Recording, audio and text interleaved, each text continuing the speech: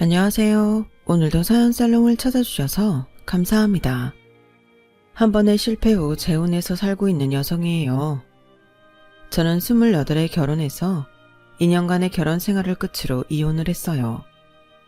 돌이켜 생각해보면 지옥 같은 그 시간을 어떻게 살아냈는지 진저리가 처지네요.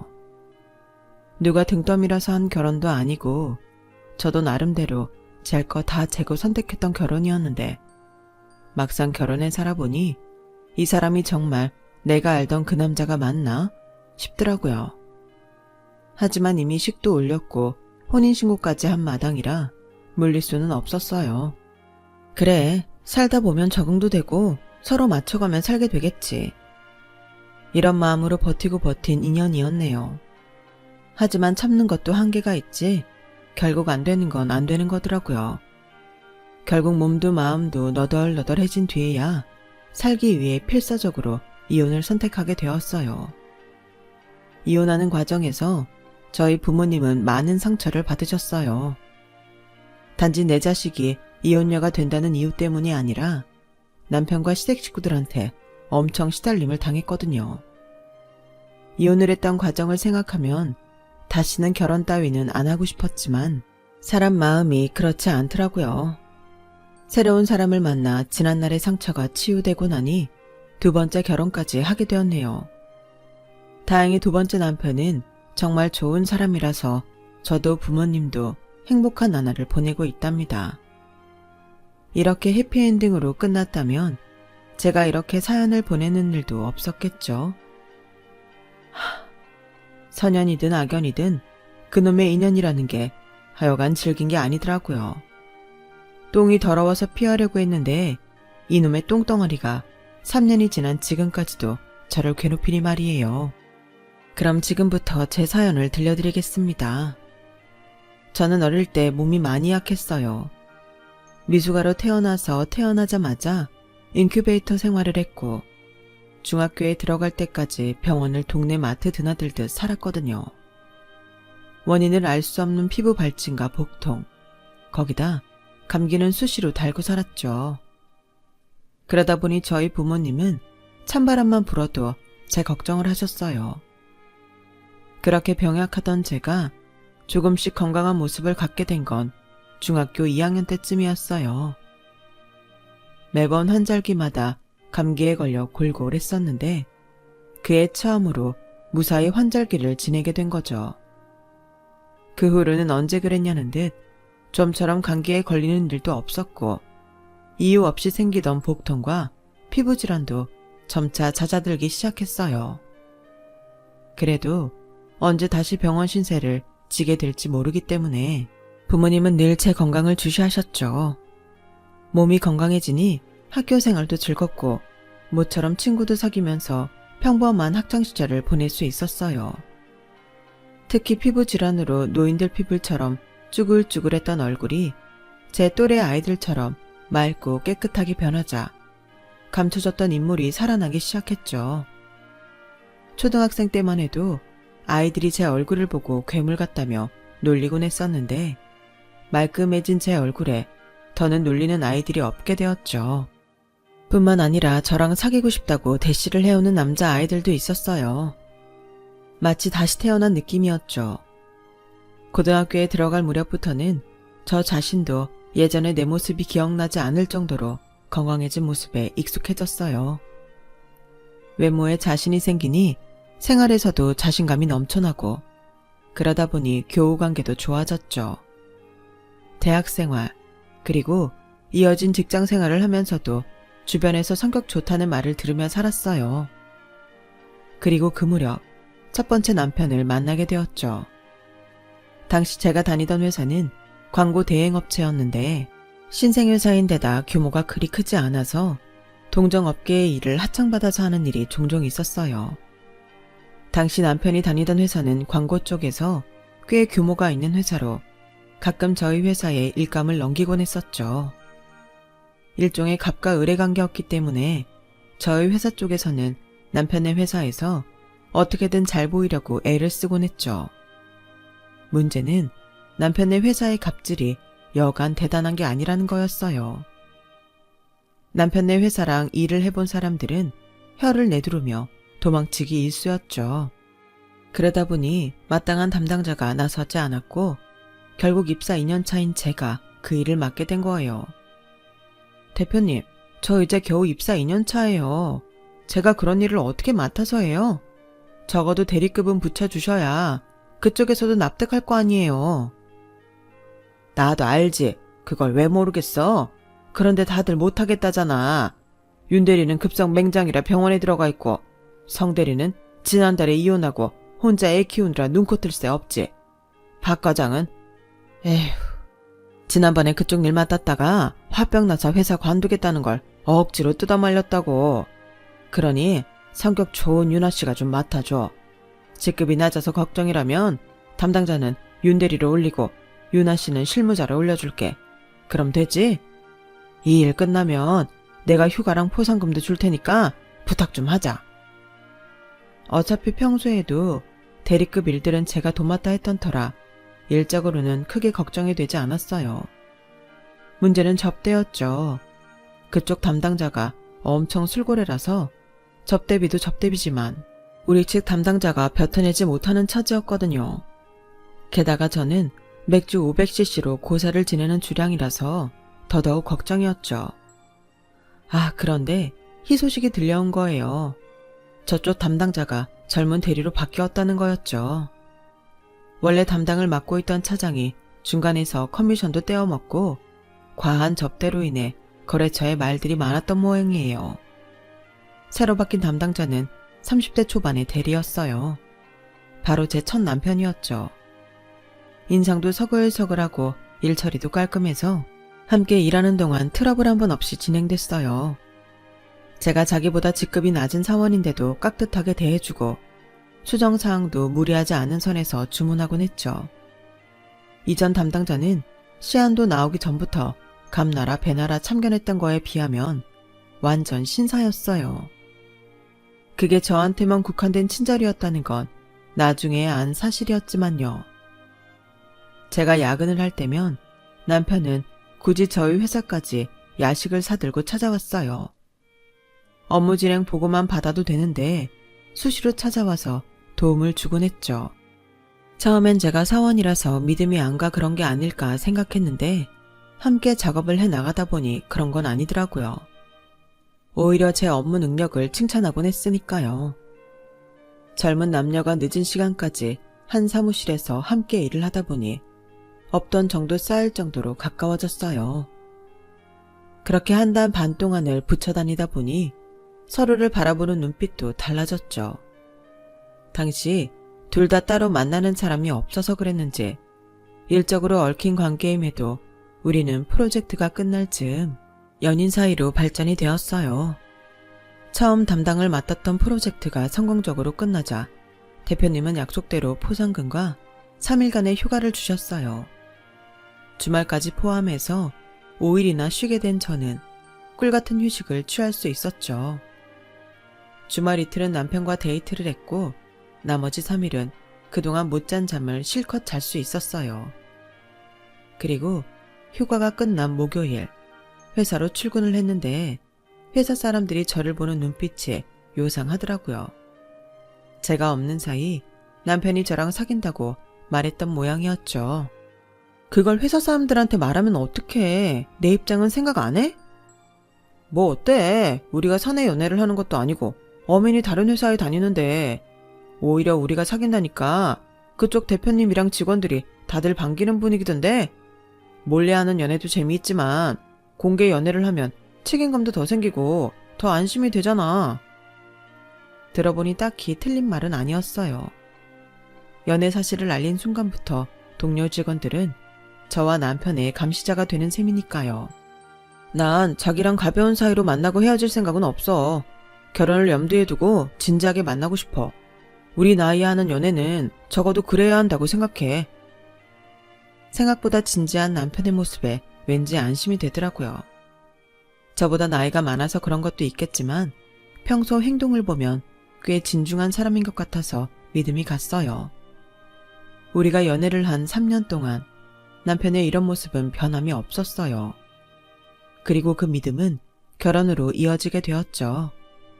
3년 동안 연애를 했기 때문에 양가 부모님과도 안면은 있었지만 그래도 정식으로 결혼식 낙을 받으려고 시댁에 찾아갔어요. 저희 시댁은 30평대 빌라였는데 집안에 살림살이가 많아서 그런지 평소보다 조금 답답하게 느껴지더라고요. 게다가 가구들이 조화롭지 않게 따로 노는 느낌이었어요. 하지만 그보다 놀랐던 건 화장실 휴지였죠. 차를 마시고 얘기를 나누다가 잠깐 화장실에 가게 되었는데 두루마리 휴지가 있어야 할 자리에 냅킨이 수북히 놓여 있더라고요. 냅킨에는 패스트푸드점 이름부터 꼬치집, 빵집 등등 다양한 업체 이름이 찍혀 있었어요. 딱 봐도 돈을 주고 산 게 아니라 어디서 받아온 물품 티가 났죠. 인사를 마치고 시댁을 나오면서 남편한테 물었더니 자기는 어릴 때부터 그렇게 쓰고 살아서 이상한 줄 몰랐다는 거예요. 우리 아버지가 절약정신이 투철하시거든. 변기 속에 벽돌 넣어두고 물 절약하는 건 기본이고 길 가다 쓸만한 물건이 있으면 들고 와서 쓰곤 하셔. 자기도 봤지? 거실에 있던 TV 선반이랑 테이블 그거 다 아버지가 주워오신 거야. 아직 멀쩡한데 버리고 새로 사는 건 낭비도 낭비지만 환경 문제를 생각하면 정말 안 좋은 습관이라나? 어릴 땐 우리가 못 사는 것도 아니면서 아버지가 남이 쓰던 물건들 들고 오시는 게 창피했는데 지금은 아버지 말에 동의해. 지금처럼 펑펑 쓰고 살다가는 지구가 온통 쓰레기장이 될걸? 듣고 보니 맞는 말 같더라고요. 미관상 딱히 예쁘다고 할 수는 없지만 그렇다고 못 쓸 정도는 아니니까요. 그래서 말인데 자기야, 우리 결혼하면 자기 부모님 모시고 살까? 우리 집에야 형제가 나 말고도 둘이나 더 있으니까 부모님 모시고 살 자식 걱정할 필요 없지만 자기네는 다르잖아. 하나뿐인 딸 시집 보내고 나면 장인 장모님이 너무 적적하실 거 아냐. 게다가 그 큰 집에 두 분만 사는 건 일종의 낭비이기도 하고. 자기 생각은 어때?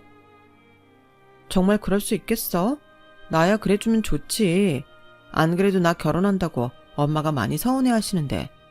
근데 자기 부모님이 뭐라고 하시지 않을까? 걱정 마. 모르긴 해도 우리 부모님이 잘 생각했다고 그러실걸? 그때까지만 해도 남편의 말을 반신반의했어요.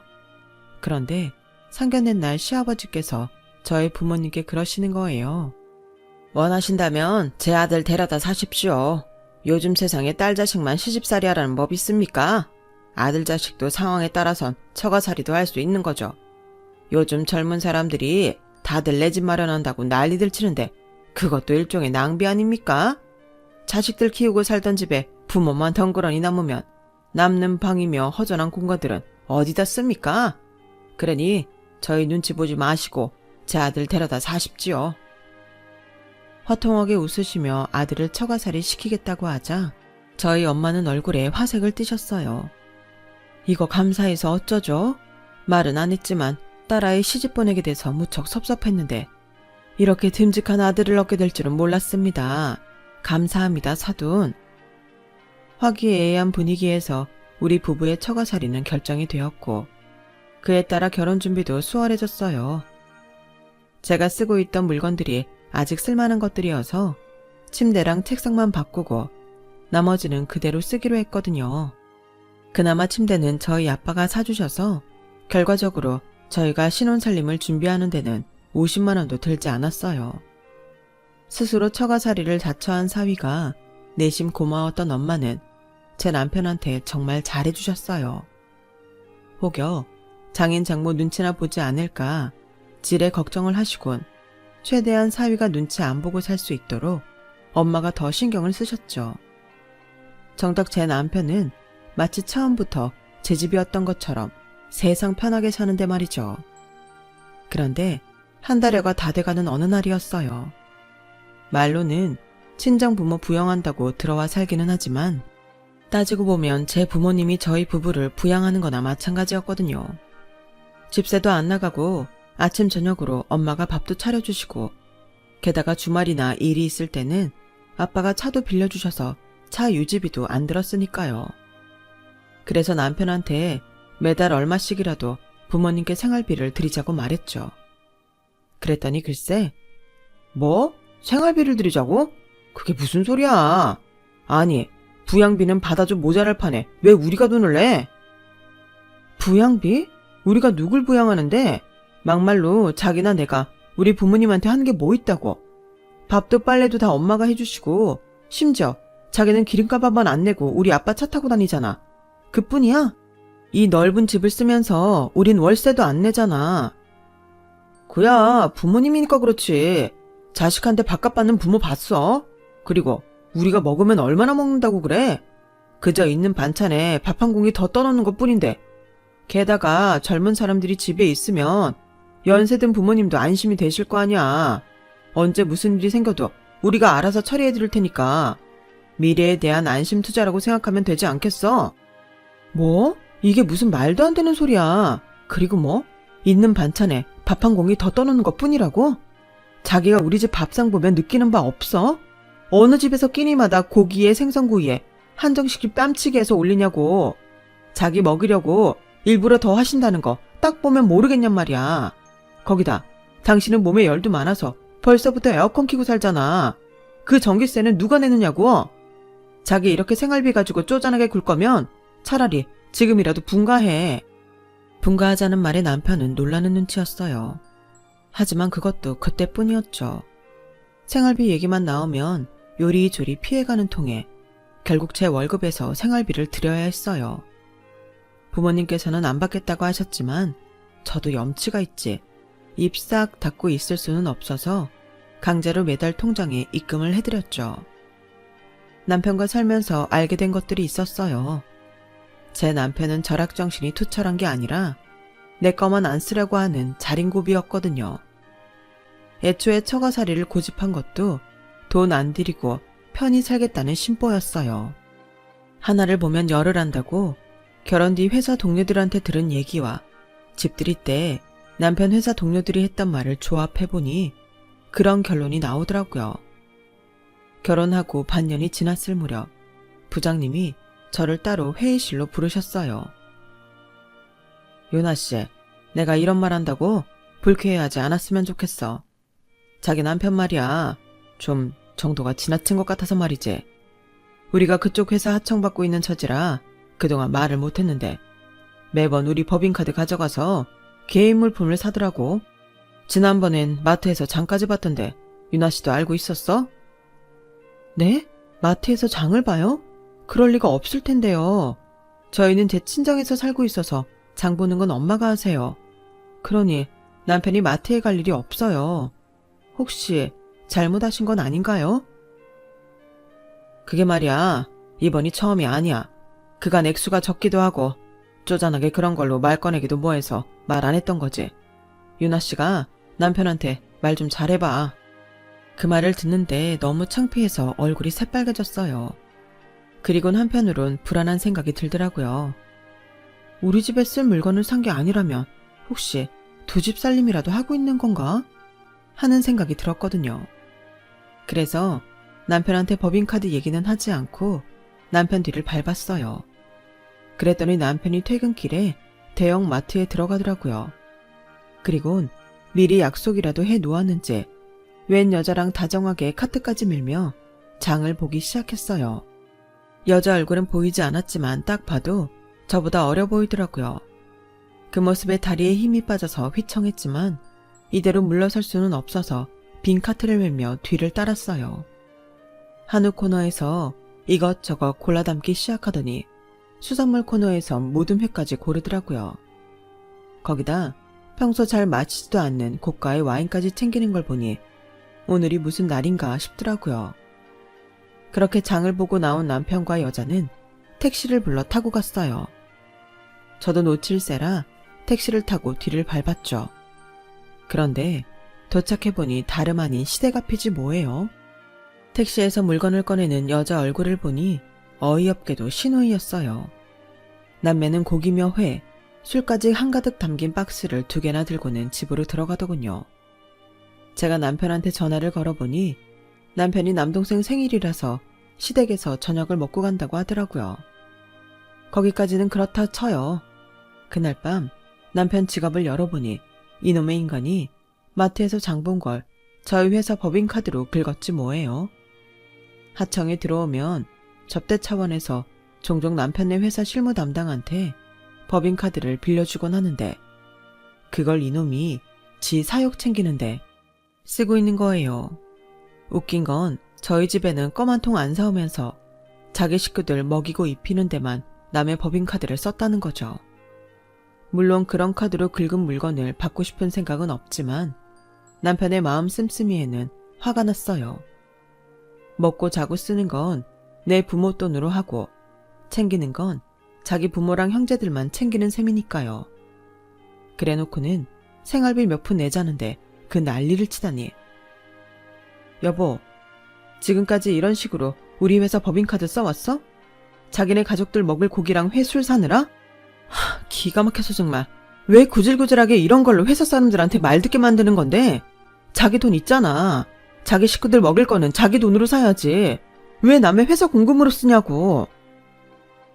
어차피 접대용으로 준 건데 내가 뭘 사든 무슨 상관이야. 왜? 자기네 회사에서 뭐라고 그래? 다 참. 지금까지 누구 덕분에 일감 얻어먹고 사는데 뒤에서 그딴 소리를 해. 자긴 신경 쓰지 마. 내가 알아서 처리할 테니까. 일감이 떨어져 봐야 자기들 잘못을 알겠지. 앞으로는 그쪽에 일 안 줄 테니까 알아서들 하라고 해. 뭐? 당신 제정신이야? 잘못한 게 누군데 당신이 적반하장이야. 당장 카드 반납하고 오늘 결제금 물어줘. 싫어. 내가 왜 그래야 돼? 그리고 법인카드 아니었으면 나 그렇게 비싼 거 안 샀어. 미쳤냐? 내 돈을 주고 툭불 한우를 먹게? 남의 돈이니까 먹는 거지. 카드 반납하고 돈 물어주라고 했다? 안 그럼 당신 정말 후회하게 될 거야. 제 충고에도 불구하고 남편은 카드 반납은커녕 멋대로 카드를 써댔어요. 그리고 얼마 뒤 회사에서 잘리게 되었죠. 저희 회사가 남편의 회사에서 하청을 받을 수 있었던 건 제 남편 도움이 아니었어요. 회사 대표들끼리 사돈지간이라서 애초에 공생관계로 시작된 협업이었으니까요. 그걸 모른 채 갑질을 했던 남편은 전임자가 그랬던 것처럼 단칼에 잘려나갔어요. 뿐만 아니라 그간 남편이 쓴 법인카드 금액을 변상하고 동종업계에 발도 못 붙이게 돼버렸죠. 어떻게 보면 자업자득이었어요. 문제는 회사 내에서 제 입지였죠. 제가 직접 일을 벌인 건 아니었지만 제 남편이 회사에 물의를 일으킨 거라서 마냥 모른 척할 수가 없었어요. 사람 속을 주머니 뒤집듯 뒤집어 보일 수도 없으니 남편이 사용한 법인카드가 저와 무관하다는 걸 증명할 방도가 없었거든요. 물론 대표님도 그렇고 회사 사람들이 저를 믿는다고는 말해주었지만 어디까지나 말뿐인 거죠. 그래서 눈물을 머금고 이직을 하게 되었어요. 퇴사에 이어 바로 이직을 한 저와는 달리 남편은 그 후로 좀처럼 취직을 하지 못했어요. 여러 군데에 이력서를 내봤지만 남편이 벌인 치졸한 짓거리가 이미 업계에 퍼진 뒤라서 아무도 남편을 받아주지 않았죠. 그런데도 남편은 억울해했어요. 내가 수억을 해먹은 것도 아니고 그깟 마트에서 장 좀 본 걸 가지고 사람 인생을 개박살을 내냐? 여보, 그러지 말고 자기네 회사에 나 좀 넣어주면 안 돼? 신입은 몰라도 경력직은 아름아름 들어가는 거잖아. 응? 나 좀 꽂아주라.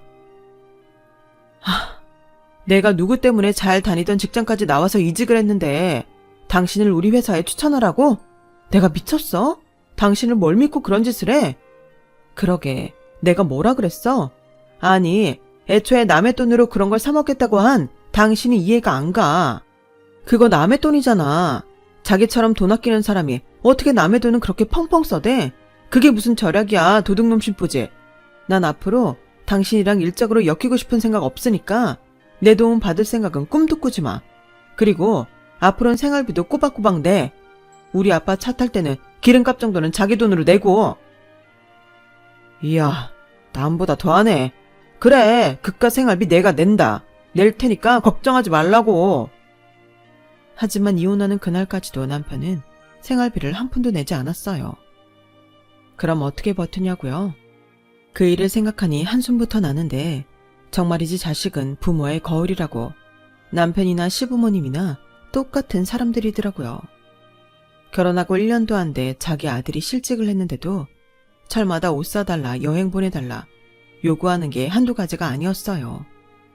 그러다 남편이 생활비 문제를 시댁에 가서 어떻게 말을 했는지 하루는 저희 시어머니가 친정으로 찾아오셨더라고요.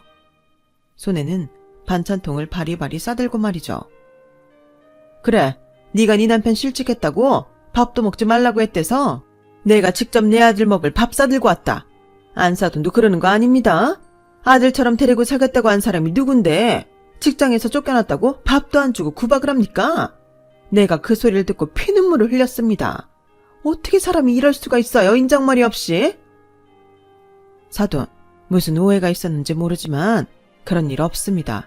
저희가 왜 사유밥을 굶겨요? 직장일만 해도 혹여 실직했다고 기죽을까봐 저희는 그 일을 입에도 안 담는답니다. 아니 그럼 내 아들이 거짓말이라도 했다는 소립니까? 사돈이 이렇게 앞뒤가 다르니 내 아들이 날 찾아와 배고프다는 소리를 하죠. 어머님, 저희가 뭐라고 했는지 모르겠지만 그거 사실이 아니에요. 어제 저녁만 해도 사위 먹인다고 저희 엄마가 갈비찜 해주셨어요. 혼자 소갈비 5대나 떼는 사람이 굶기는 뭘 굶어요? 오냐, 너 말 잘했다. 너 지금 내 아들이 네 집 밥 축냈다고 나한테 시위하는 거지? 그깟 갈비 좀 먹었다고 시애미를 쥐잡듯 하는 거 아니냐고. 내 참 더러워서 니네 집이 좀 산다고 이렇게 유세 떠는 거 아니다. 암튼 앞으로 내 자식 먹을 밥은 내가 챙겨올 테니 그렇게 알아라. 어머님은 가지고 오신 반찬통을 냉장고에 쑤셔놓고는 휑하니 가버리셨어요. 1시간쯤 뒤 친구들 만나러 나갔던 남편이 돌아왔길래 도대체 시댁에 가서 뭐라고 했길래 어머님이 반찬을 싸우셨냐고 했더니 별일 아니라는 듯이 그러는 거예요. 엄마가 담근 열무김치가 먹고 싶더라고. 그래서 난 실직해서 돈 못 버니까 엄마가 반찬 좀 해다 달라고 했지. 왜? 무슨 문제 있었어? 암튼 나 먹을 반찬은 우리 엄마가 해다 줬으니까 나 반찬값은 안 내도 되는 거지? 참, 아버님 차는 내가 타고 다니는 대신 손세차 해드렸으니까 기름값 안 낸다. 어떻게든 취직할 생각은 않고 대충 생활비를 때울 생각만 하는 남편을 보니 억장이 무너지고 한숨이 났어요.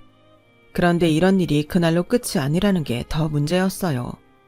시댁 식구들이 수시로 저희 집에 와서 사람 속을 뒤집고 갔거든요. 말로는 반찬 주러 왔다거나 자기 아들 먹일 쌀을 가져왔다고 했지만 그건 다 핑계였어요. 반찬이라곤 한 끼 먹고 끝날 정도의 소량이었고 쌀도 500ml짜리 페트병 하나 정도였으니까요. 그저 생색을 내곤 어떻게든 생활비를 안 내도록 하려는 얕은 꾀였죠. 문제는 이렇게 시부모님이랑 시동생들이 저희 친정에 드나들 때마다 저희 엄마랑 아빠가 힘들어하셨다는 거예요. 기껏 사위한테 잘해 먹이고도 마치 남의 자식 굶기는 파렴치한처럼 욕을 먹어야 했으니까요. 제가 있을 때만 그러는 것도 아니고 제가 회사에 가고 없을 때도 수시로 찾아오니 특히 엄마의 마음고생이 이만저만이 아니었어요. 이렇게 시댁 식구들한테 들볶이는 동안 저는 한동안 잠잠했던 피부 발진과 스트레스성 복통이 재발했고 휴직을 하고 병원 치료를 받게 되었어요. 몸도 아프고 정신적으로도 힘들다 보니 나 하나만 없어지면 모든 게 정리되지 않을까 하는 나쁜 생각까지 하게 되더라고요. 그러다 문득 잘못은 저 인간이 했는데 왜 내가 죽을 생각을 하나 싶어서 자는 남편을 깨워 이혼하자고 했어요. 그때는 정말 머리 끝까지 스트레스가 쌓여서 더는 참을 수 없는 상태였거든요.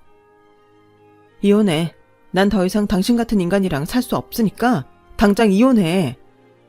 유나야, 너 미쳤냐? 지금이 몇 시인데 자는 사람 깨워서 이 난리야. 그리고 이혼 사유가 있기나 하냐? 막말로 내가 바람을 피웠냐? 도박을 해서 돈 탕진을 했냐? 나처럼 모범적인 남편이 어딨다고 이혼을 하재. 암튼 난 이혼할 생각 없으니까 잠이나 자. 남편은 별일 아니라는 듯 다시 이불 속으로 들어갔어요. 그 모습을 보니 당장 뭐라도 손에 쥐고 저 인간 머리통을 한 대 때리고 싶더군요.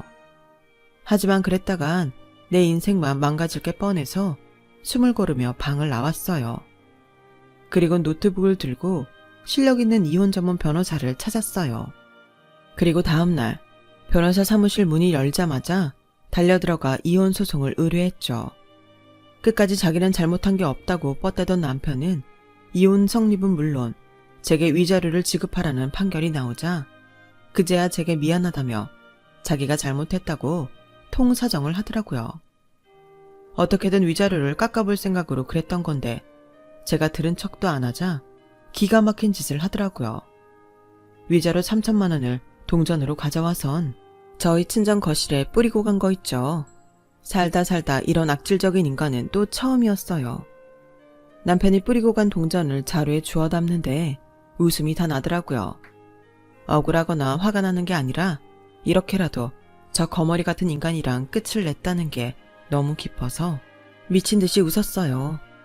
이혼을 하고 나니 그동안 엉망이 되었던 피부도 원래대로 돌아왔고 신경성 복통도 씻은 듯이 나았어요. 그래서 다시 회사에 복귀하게 되었죠. 그렇게 과거를 잊고 일에 빠져 살던 어느 날 저희 회사에 광고를 맡긴 프랜차이즈 고깃집 대표와 미팅을 하게 되었어요. 젊은 나이에 실직을 한 뒤 고깃집에서 아르바이트를 하다가 좋은 아이템을 떠올려 식당을 차렸다고 하더라고요. 고기는 1인분을 안 팔잖아요. 그래서 혼자 오는 손님들은 울며 겨자 먹기로 2인분을 시키거나 일행을 만들어 오곤 하는데 그걸 보고 1인분 고깃집을 차리자 생각한 거죠. 홀에서도 판매를 하지만 주로 배달을 주력으로 하고 있어요. 1인분 고깃집은 입소문을 타고 주문이 줄을 이었고 창업한 지 3년 만에 꽤 인기 있는 프랜차이즈로 상장하게 된 거죠. 그곳 광고를 전담하게 된 저는 대표가 직접 운영하는 직영점에 자주 가게 되었어요. 대표님이 워낙 바빠서 밖에서 따로 만나 회의를 하기가 힘들었거든요. 그렇게 만들어진 광고는 꽤 만족스럽게 뽑아졌고 대표님도 무척이나 좋아하셨어요. 덕분에 앞으로 광고는 저희 회사에 맡기겠다고 하셨죠. 그렇게 지명 광고와 매체 광고 등 여러 번의 작업이 이어졌고 그러는 사이 우리는 많이 가까워져서 작년 이맘때 재혼을 하게 되었어요. 남편도 한번 결혼에 실패한 적이 있어서 서로의 처지를 이해하는 데 도움이 되었죠. 결혼식을 올리고 얼마 안 돼 제가 임신을 하면서 회사를 그만뒀어요. 현재는 가끔 매장에 나가서 카운터를 봐주고 있어요. 그런데 하필 그곳에 그 인간이 올 줄 누가 알았겠어요. 보아하니 저희 가게 앞을 지나가다가 저를 보고는 가족을 몰고 온 모양이더라고요. 몇 년 만에 다시 지긋지긋한 전남편과 그 가족들을 보니 속이 울렁거리고 토가 쏠리더라고요.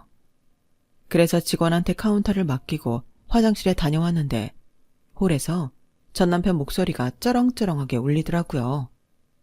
세상에 사람 먹는 음식에 손톱이 웬 말이야. 아니지, 이거 모양새를 보니 손톱이 아니라 발톱인데 여기 사장 누구야? 사장 나오라 그래. 난리통의 손님들은 웅성거리기 시작했고 저는 서둘러 전남편이 있는 테이블로 달려갔어요. 아, 네가 사장이야? 야, 나랑 살 때는 그렇게 깨끗한 턱 다 하고 살더니 돈은 참 더럽게 벌고 사는구나. 어떻게 음식에서 발톱이 다 나오니? 너 이거 어떻게 보상할 거야? 너 이런 거 따박따박 잘 따지잖아.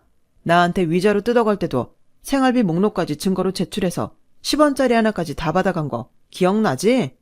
나도 이참에 누구처럼 위자료나 제대로 받아볼까? 어떻게 보상할 거냐고. 일단 진정하세요. 그 발톱이 정말 저희 매장 음식에서 나왔는지 먼저 확인부터 하고 보상 처리를 논의하죠. 이게 아주 웃기네. 야, 넌 이 상황이 우습냐? 음식에서 이물질이 나왔으면 사장이 먼저 사과부터 해야 하는 거 아니야? 뭐? 확인이 먼저야? 이게 어디서 까불어? 너 인터넷에 올려서 가게 망하게 해줘? 야, 막내, 너 이거 빨리 찍어서 글 올려. 이것들이 가게가 망해봐야 정신을 차릴 모양이다. 전남편 말이 떨어지기가 무섭게 신우이는 사진을 찍어 자기 SNS에 올렸어요. 그리곤 전남편과 시댁 식구들은 의기양양하게 저를 흘겨보더라고요. 순간 식은땀이 날 정도로 긴장한 저는 다리에 힘이 풀려 휘청거렸어요. 그런데 그때 제 뒤에서 두 팔로 감싸 안아주는 사람이 있었어요. 바로 제 남편이었죠. 여보, 여기 일은 내가 처리할 테니까 당신은 들어가 있어요. 손님, 제가 이 매장 사장이자 프랜차이즈 대표입니다. 확인할 게 있어서 조금 늦었으니 양해 부탁드립니다. 방금 매장 내 CCTV를 통해 상황을 확인했습니다. 그런데 그 발톱은 저희 음식에서 나온 게 아니라 손님 주머니에서 나왔더라고요. 냅킨에 곱게 싸와서 털어넣는 장면이 제대로 찍혔더라고요. 아, 그거 인터넷에 올리셨죠? 허위사실 유포까지 해당되겠네요. 뭐, 법률적인 문제는 저희 회사 고문 변호사랑 상의해서 법적 소송 절차 제대로 들어갈 테니까 일단 댁으로 들어가 주세요. 참, 나가실 때 계산은 제대로 해주셔야 합니다. 그 발톱은 본인이 스스로 넣으신 거니까요. 아니, 뭐 그렇게까지 하세요. 장난 좀 한 거 가지고 법적 소송이라뇨. 야, 유나야, 이리 와서 좀 얘기 좀 해줘. 어? 전 남편 얼굴을 봐서라도 좀 도와달라고. 어디서 함부로 내 와이프 이름을 부릅니까? 경찰 불러야겠습니까? 그 더러운 입 닫고 당장 내 가게에서 나가주세요. 그리고 내 와이프는 당신 같은 인간이 함부로 불러도 되는 사람 아닙니다. 창피한 줄 알아야지. 부모님까지 모시고 와서 이런 추태를 부립니까? 당장 나가주세요. 남편은 홀 직원들과 함께 전 남편과 그 가족들을 가게에서 내몰았어요. 물론 밥값은 제대로 받았고요. 그리고 얼마 뒤 협박과 허위사실 유포 등 몇 가지 사안에 대해 전 남편한테 소장을 보냈답니다. 남편이 절대 봐주지 않을 거래요. 그날 전 남편을 보고 그동안 제가 얼마나 고통받고 살았을지 훤하다면서 자기가 대신 복수해주겠다고 벼르고 있네요. 저는 복수까지는 안 바래요. 그저 이렇게라도 제 악연이 끝나기를 바랄 뿐입니다. 악연은 끊고 선연으로 만난 남편과 행복하게 살고 싶거든요. 지금까지 제 사연을 들어주셔서 감사합니다. 들어주신 분들, 좋은 사람들 옆에서 항상 행복하시기를 바랍니다. 여러분, 사연 댓글에 응원과 현명한 조언 부탁드려요. 좋아요와 구독은 저에게 큰 힘이 됩니다. 오늘도 좋은 일 가득하세요.